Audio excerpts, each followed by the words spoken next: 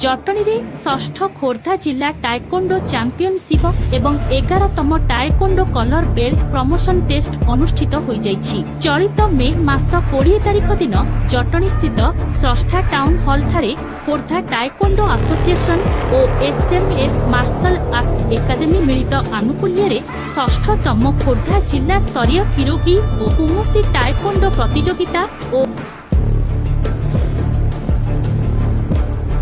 एहा युवक युवती मानक मध्यरे मार्शल आर्ट प्रतिभा एवं श्रृंखलित जीवन गढ़ी तोलिबारे सहायक हेबो। एही कार्यक्रम रे 200 रु अधिक बालक और बालिका अंशग्रहण करथिले। खोर्धा जिल्लार विभिन्न टाइकोंडो एकाडेमी एथिरे प्रतिनिधित्व करुथिले। सेमानंकर दक्षता श्रृंखला एवं क्रीडा प्रेम एही अंचल रे टाइकोंडोर वृद्धि पाउथिबा लोकप्रियता एवं शक्ति को प्रदर्शित करथिला।